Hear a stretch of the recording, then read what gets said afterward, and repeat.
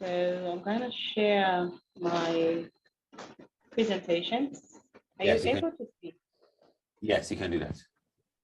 All right.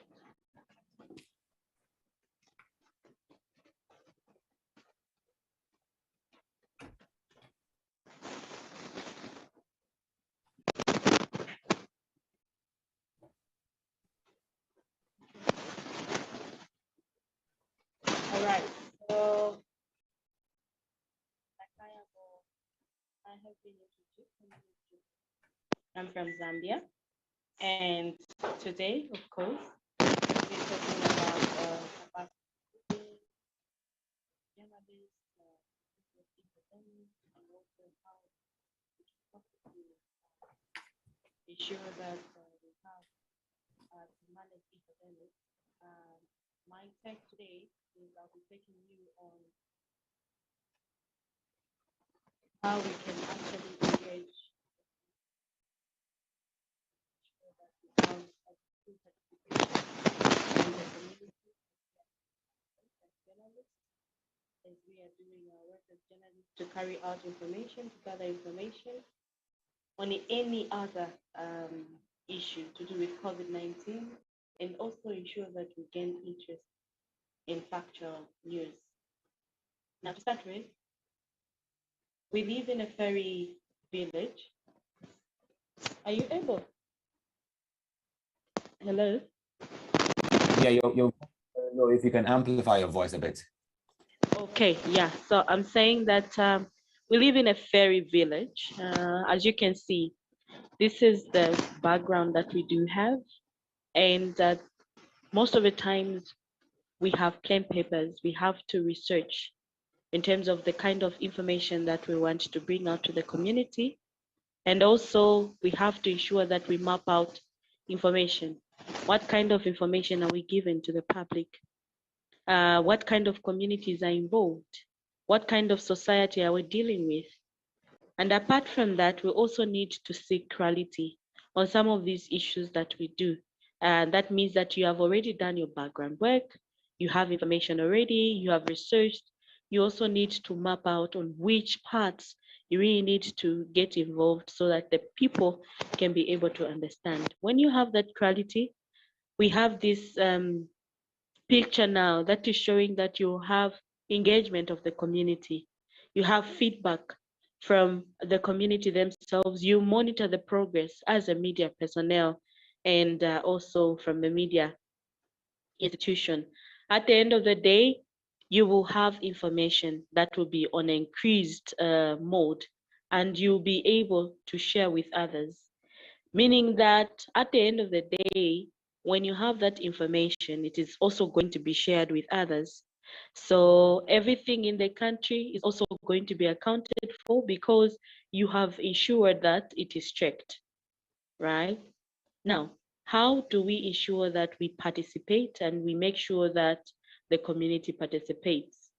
There is a number of approach that we can use or enable information gathering for development planning, and which at the same time is ensuring that you build. So building the community ownership through the process of active discussions, debates, and also self-reflection around the issues raised. That is very much important. Remember, we just from talking about the fairy village where we live in, and you need to ensure that you build all these relationships. You have discussions, you have programs that deal with debates, you have information that you raise, information that you make sure that the people have to follow through. Now, there are some steps that you need to follow in order to ensure that everything is handled with care. One of the things that you need to ensure that you follow is on the following. You need to establish a dialogue with communities. This means that raising awareness of the need, opportunities for the change. Remember, we're talking about COVID-19 that came with a lot of infodemics. So how do we ensure that we dialogue with the community? It is getting back to the community, getting to know what they know, the misinformation that they do have, the myths that they do have on COVID-19. At the end of the day, you raise awareness, because when you have gone to a community, you would have done already your research and you would have known what exactly you would want people to understand when you go there. So despite you going in the field to get information from them, you also raise awareness on this kind of change that has taken place. And then apart from that, you also need to have a participatory assessment of the community assets. This means that the present state, baseline conditions, and the likes need to be put in place. There are some communities that do not want to talk about COVID-19 because of what they believe in. And so when you are doing community assessment, you need to ensure that you put into perspective some of these communities and how did they come about. And then you also need to facilitate of the community vision, that is brainstorming, agreeing on a desirable future state. So before you go out in the field ministry, before you go out in the field, you need to ensure that you actually communicate. You have diaries in the newsrooms. How are you able to brainstorm on a certain topic, and how should it come out? When you have that kind of information, you will be able to go out and get the necessary information that you need from the people. And when you go out there, it's not for you to just interact with the community, but you also need to brainstorm. Find out how exactly they would want issues to be handled. At the end of the day, you need to prioritize and rank some of the information that you're getting. This means that you would have already had your bulletin. When you're setting your bulletin, the things that you have gathered, the information that you have gathered would have already shown which one should come first, the action that you have taken, and the action that you have taken to achieve the community's vision. And at the end of the day, you will ensure that action plan is made, defining practical steps that will achieve the greater aspect of what you have done, meaning that the community that you had gone to, starting from newsroom level to where the community is, would have done justice to the story. At the end of the day, the information that you will gather will both help you as a media station and also the duty bearers to come up with an informed decision that is going to work for both you and the community. Now, what I would recommend is that first, you need to enhance engagement process with local stakeholders. That means that you need to ensure that the outcomes that are generated through community planning will have provided the media with good sense of priority for the potential investment. If you want to invest into the community knowing exactly what COVID-19 is, what do you need to do is first you need to look at what kind of information there has been, how do you plan to engage the community, and also how do you plan to engage the necessary expertise, meaning the health expertise that have already have information on this aspect. You also need to enhance capacity building into the community. When we're talking about community, we're not just talking about residents, we're talking about churches, we're talking about all sorts of people that are found at community level. You and I are coming from the community, and that community deserves to have the information that we have right now. So how are you able to engage them is very important.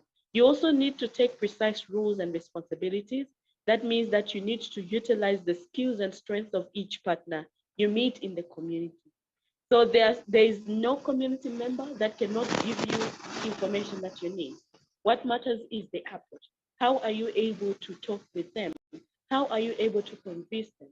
At the end of the day, whatsoever that they will tell you, make news at the end of the day. But remember, even last week, even yesterday, we discussed about this to say we really need to ensure that what information we gather on when we go to the field, we need to sieve. It's not everything that you have as gospel truth. But then again, listening to the community concerning their concerns and their questions will help in this manner because you will be able to interact fully. And what is the outcome? Remember, in the first place, we talked about the fairy village. Now we depend on the advanced outcome, where now we have this flower. This is how our community looks like when it lacks adequate information. That leads to lack of protection, non-governmental participation, and lack of knowing issues. And when we start now research and also engaging the media, engaging the community themselves, this is what we are able to see on the second part. The change of attitude, interest in national affairs, and they'll also be on alert to understand how best they can possibly help themselves and participate on other issues. And the last part now is now that you have gone through all those steps that we have talked about, and the data is flowing. You have informed community, a community that is able to participate, a community that is able to show how best they can possibly help the country to actually work around their problems. Now, I have a certain task that I would want us to look at. I know yesterday we also talked about certain issues to do with the community, but I would want you and I to practice this. I know I took just a short period of time to prepare this, and I would want us to do this together.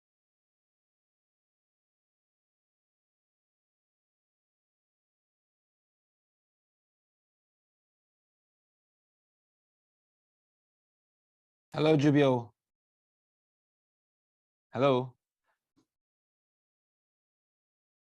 So apologies for Jubio's sound. We're looking forward to getting back uh, on the workshop so we can hear very well. Trying, working around, communicating with her. Hello, Jubio, can you hear me?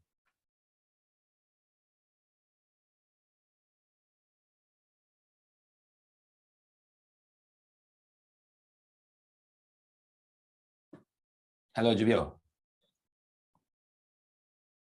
So as we wait for Jubio to initiate the task for today that we all can participate in trying to realize virtual engagement with the community, there is some room for comments for what is going on at the moment, and also the presentation. If you want to share comments, you can make that as soon as possible as we wait for Jubio to just join us back. Okay, hello. Can you hear me now? Yeah, you're back. Okay. I'm so sorry. Network The things. Okay, yeah. So what I wanted us to do, and I still want us to do this, is I want us to answer this question using our Twitter or Facebook account. And I want us to use the hashtag, the COVID-19 diary, at AAU TV dash African Universities. And also you can tag me on Twitter. And if you are on Facebook, you can go on Facebook and also just use Association of African Universities and write what you would want to answer this question. The question is, how can you engage the community in your country, and what topics do you plan to do involving the community in relations to COVID-19 pandemic or other emerging diseases? How do we plan to engage the community? It's very important that we actually look around this question and just write in, and we'll be able to see what you're tweeting right now. I am sure Isabel and the crew there will also alert me on some of the things that you tweet about, and we'll be on a high alert to just look at some of the issues that you have done engaging the community. So that is a task that will take at least 5 minutes. Yeah. Sure. So each and every one of us should quickly head to Facebook or Twitter and then tweet with what you are thinking of doing to engage with the community, and then hashtag COVID-19 diary, or hashtag AAU TV Africa Invest, and also hashtag Jubio Zulu. So let's do that quickly, and then let's bounce back.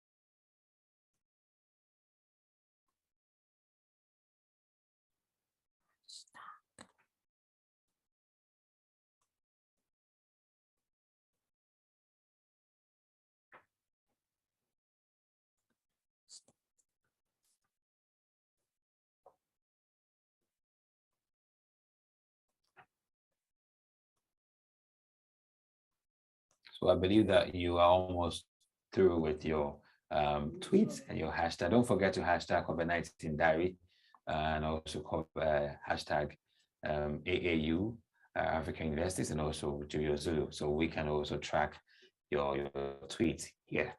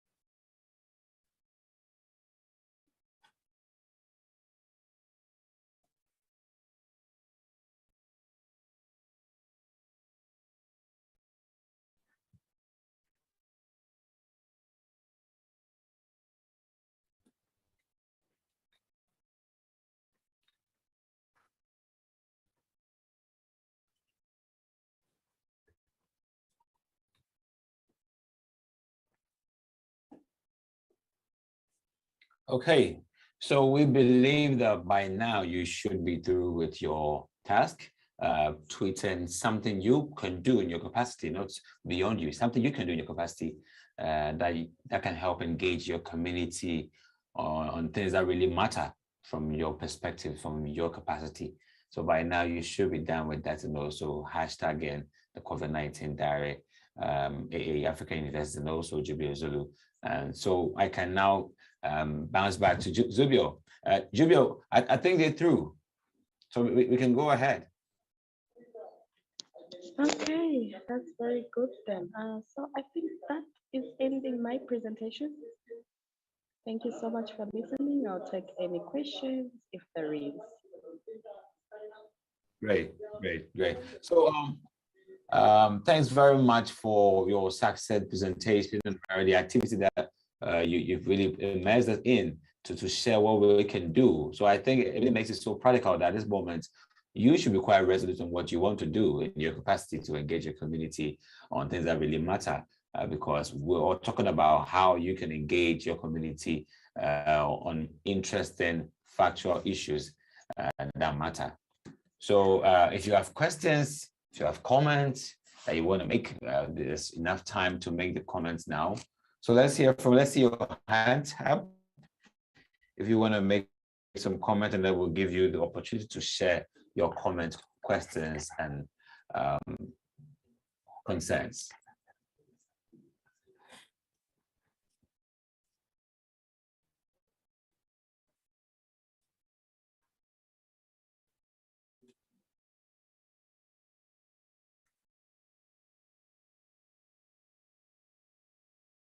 So if you're through with your tweet, your Facebook post, you can raise your hands, or you can just unmute yourself and then share your contribution, your question, or any concern that you have, either on this presentation, the first one, or the previous ones yesterday. So we're all ears to every participant who wishes to make some concerns. Today is the last day that we wrap up on the 2-day virtual workshop, and participants who've joined and never shared any remarks, today you must share remarks. Make your mark today that you also said something on the 2-day virtual workshop organized by the COVID-19 direct team here by the AAU. So you should say something so we can also put on record that you said something. So we're waiting to hear from you.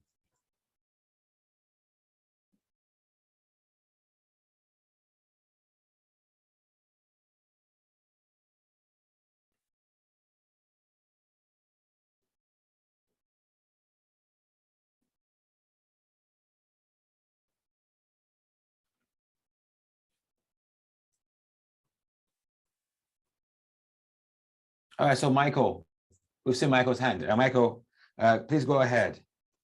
Let's hear from you. Yeah, thank you. Based on what we have learned so far since yesterday, I want to find out, are there sanctions for misinforming the public. In addition to this, then journalists have a lot of things to do, because looking at what we have gone through, it means there should be, these things should be incorporated into the training of journalists so that it will make them effective. It's not just like anybody will stand up and start sharing information.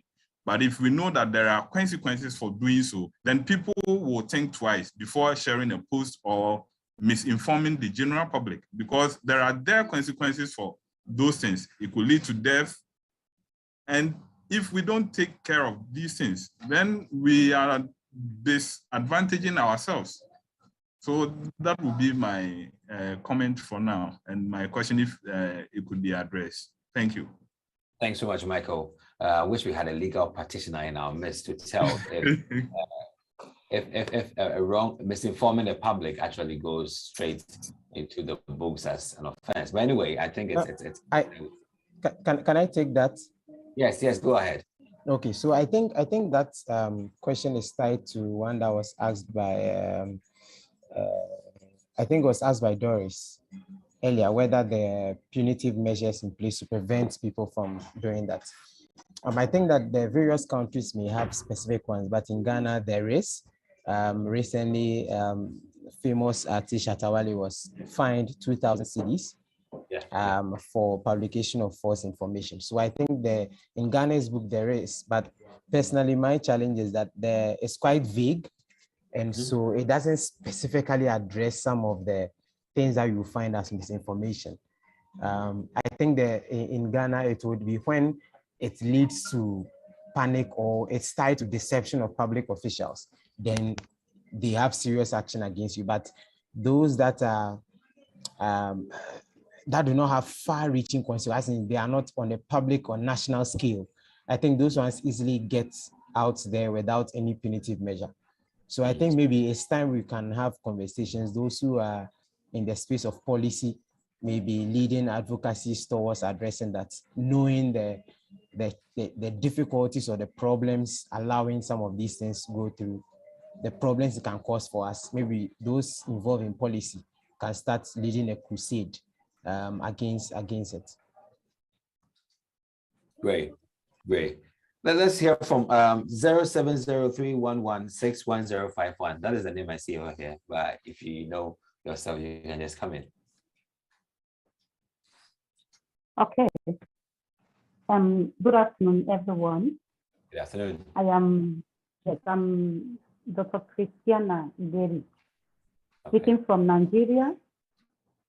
Can you hear me? I can hear you perfectly. Oh, all right. I have listened carefully and diligently on all the speakers and the information shared, and more especially the one that Zulu shared recently. And I am interested in the issue of engaging the community. But my worry is that in some countries, there is no willpower to helping the rural people, the community. You know, some of us who are researchers, because I work in a university and I am a researcher, you know, you find out that you can get into a community with it's a very important, you know, topic to actually get information on how to solve it to the benefit of the community. But eventually, politics and the stakeholders involving in every aspect of politics will frustrate such ideas. And at the end, you find out that you just work on paper and implementation will be very difficult because people will come with different negative ideas concerning something that will benefit even the rural people. And most of the time, you find out that information we have on media, sometimes, like a colleague had just said, that there is a sanction for Ghana. But in some other countries, there are no such sanctions. And people can just, you know, stay out and do anything that they want to do in terms of management of information without verification. And at the end, you find out that those things are lies, you know, propaganda, you know, used by politicians and some other people. And the society has been so politicized to the extent that even the rural woman is looking for money and does not even think about what else to do to her. So my worry now is, how do you handle a situation whereby you want to carry out a research that will benefit, the outcome will benefit the community, but the attention of the stakeholders are trying to, frustrate such a research. And at the end, you come out with nothing. That's my little concern about engaging the community. I don't know whether Zulu will have anything to say about that. Thank you. Thank you so much, Dr. Christiana from Nigeria. Zulu, I think this is related to you. There are some frustration factors in there, particularly the people in areas who are quite disadvantaged to get social media to clarify. How do we do this? Well, like we have explained, and I think this is also coupling up with what the other previous speaker said.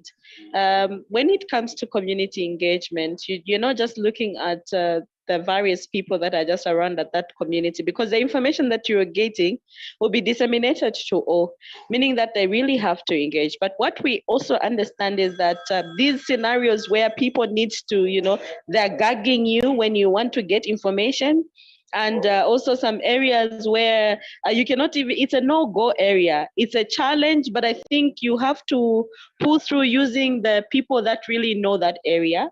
And I think that has really worked on my part.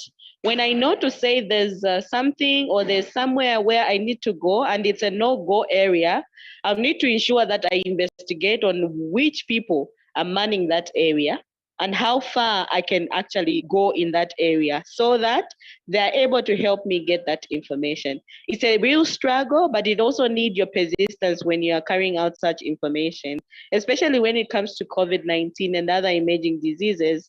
There are some areas where they don't even want you as a journalist to carry out such kind of articles because it will put them maybe to ridicule and all that. But you need to ensure that you reach them for their own benefit, because if you're not going to reach them, the duty bearers or anyone that is going to look at any affair that is affecting them will just be doing that for the sake of doing it without knowing what exactly is going on in that community. So they still need to be reached, and you also need to ensure that you collaborate with other people, even in that community, at community level. So collaboration really works on this matter. I'm so glad I can see Deborah Darrow Esquire joining us, and I'll be reaching out to her very soon for her to share where she is. Are there some laws that actually are prepared or created to ensure that misinformations are dealt with the corporate? But let me just go to Anikan or Gesto Ayo to share your concerns. Okay. Good afternoon, everybody. Can you hear me?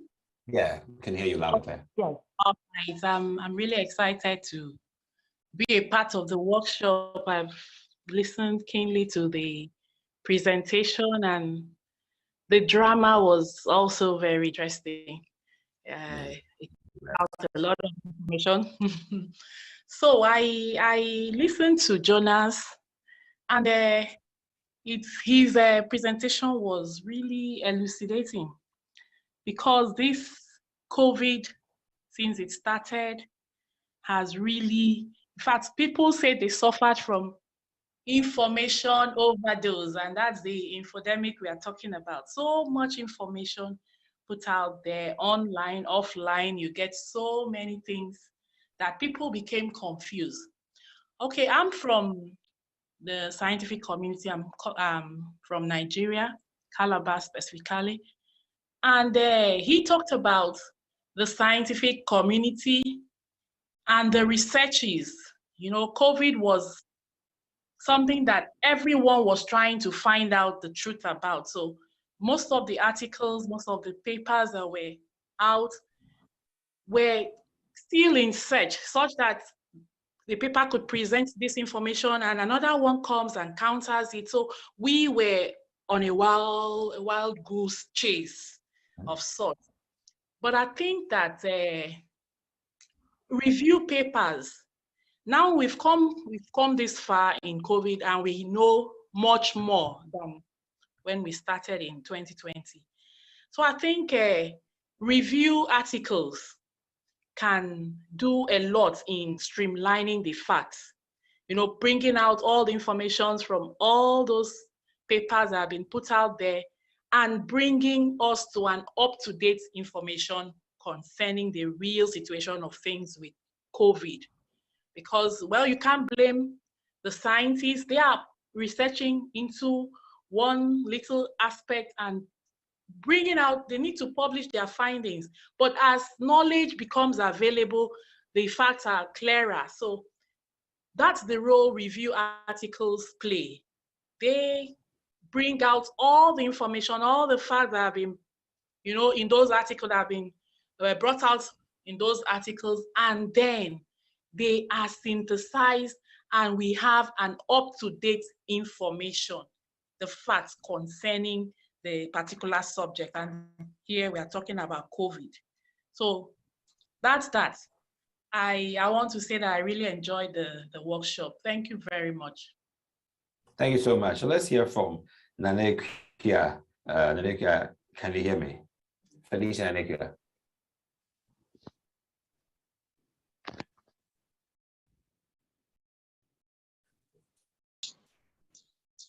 Yeah, good afternoon. I'm Felicia from Ghana. I really enjoy the section with the education on how we can verify miscommunication or misinformation online.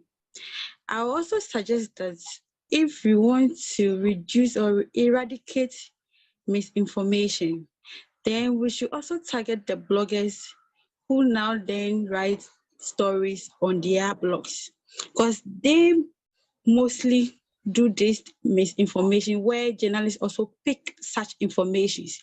Because in Ghana, you could see a lot of bloggers and they are trending. You see a lot of stories on their websites, and you may think that it is a true story. So if you want to eradicate this misinformation, then we should also target the bloggers and educate them educate them not to mislead any information to the audience. Thank you. Thank you so much, Felicia. That's a very avid one. Some bloggers actually use false information to trend and gain followers. I think that it's not a good habit. It's not a good thing that you want to do as a blogger. You have to be very genuine in your postings and not just post anything to gain false followership. All right. Thank you very much, Felicia. So I want to react briefly to that. I think that we'll do our best to talk to them. Advise them, train them. But most of these will also believe that they are running a business. And so you can't force them to change their ways. You can only employ and edge them. But what we should do is, from our end, we should guard ourselves against falling for the information that they put out. On the use of languages, I think one of the commenters talked about languages where literacy is low. I think we should also try and translate our fact-checking report or our research papers and things into other languages where it is possible, so that it can reach communities that may not understand English, which is like the formal languages, but also the local language. It's very important to do that. And for our relatives who do not know that, even for those of us who have access to our mobile phones and are educated, let's try and then also spread the knowledge to our relatives, our communities, our social groups, so that the knowledge can spread in their communities. Thank you very much, Jonas. We had Jubilee who had his hand up. We lost you, Jubilee. So if you can come back again with your concerns, we'll take them. But as we wait for more concerns to be raised or comments from our participants, let me also take some from some of my colleagues here back in the studio. So Isabella, so Isabella played a Rama in the radio drama, so you can send your credits to her. So two very, very great presentations. Yeah. Your take. I wanted to add up to what Zulu said concerning engaging the community. There was a question on how to engage them in case maybe that place is not a no-go area. I remember at the beginning of the pandemic when we were asked to wear nose mask and then social distance, we went to Tamale for a project, and majority of them were not wearing their mask. So I wanted to ask, I asked actually, and they were like, they eat herb